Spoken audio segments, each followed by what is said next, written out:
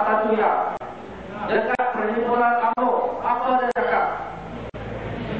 Walaupun bercerai jasad dari nyawa, kita tetap akan mempertahankan Putrajaya. Kepala otak engkau, ingat Putrajaya bapakmu bicara. Lu bicara. Putrajaya adalah semua orang bicara. Siapa menang election, siapa pergi Putrajaya. Betul tak? Ini berbahasa saudara-saudari sekalian, ini Najib Mongolia tak pakai otak ataupun tak ada otak. Tak ada otak langsung cakap macam ini. Tetapi ini juga menunjukkan bahawa ini Najib Mongolia tak ada semangat demokrasi. Dia akan cuba berdaya upaya, walaupun rakyat pilih Pakatan Rakyat, dia akan cuba berdaya upaya untuk rapat kuasa seperti di negeri daerah. Hadirin sekalian, ada orang tanya, kali ini di Kuala Musa di Galah, perlukah kita bagi uji kepada Pakatan Rakyat? Saya kata mesti perlulah.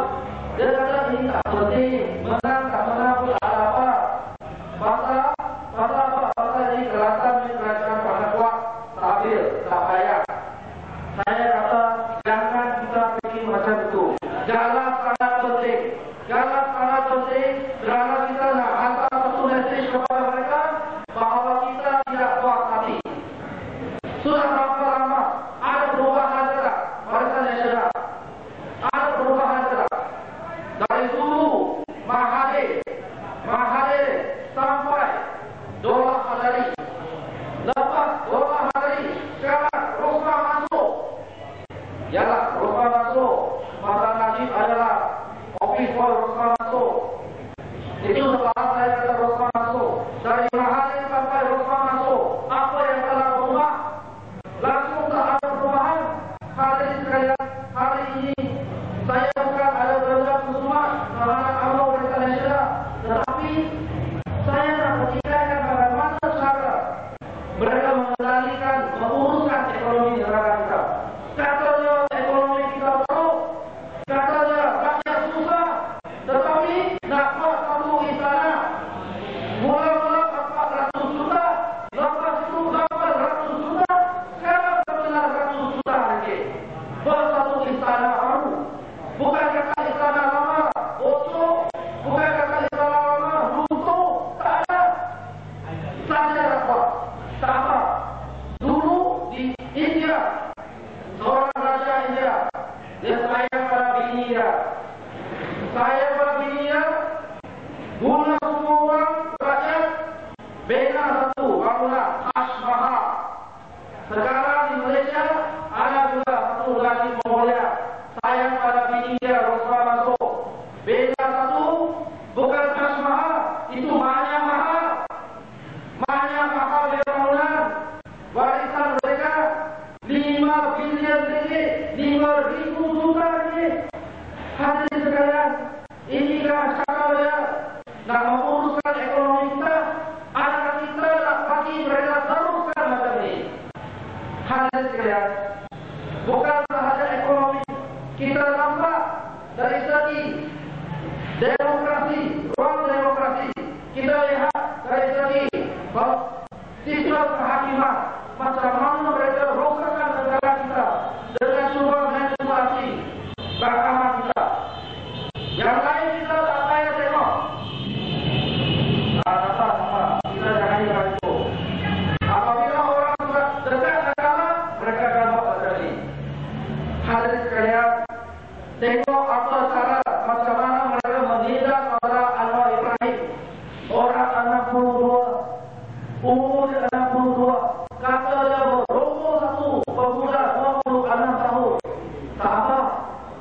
4 orang doktor cek dia punya exhaust pipe.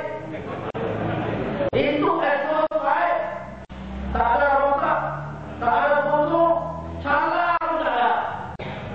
Tapi libat juga. Pasal apa? Pasal di dalam itu exhaust pipe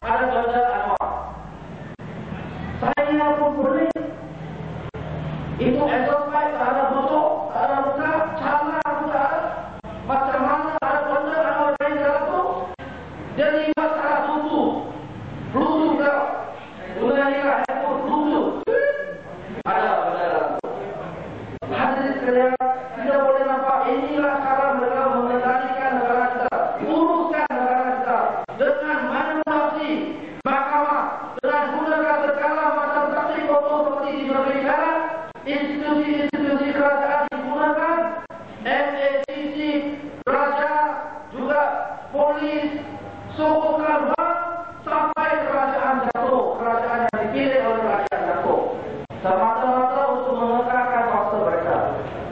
Oleh sebab itu, hadirin sekalian, saya merayu kepada tokoh-tokoh. Saya merayu. Kali ini sangat penting, kerana kita semua melawan Putrajaya. Betul tidak? Betul tidak? Kita nak kata rakyat lawan Putrajaya.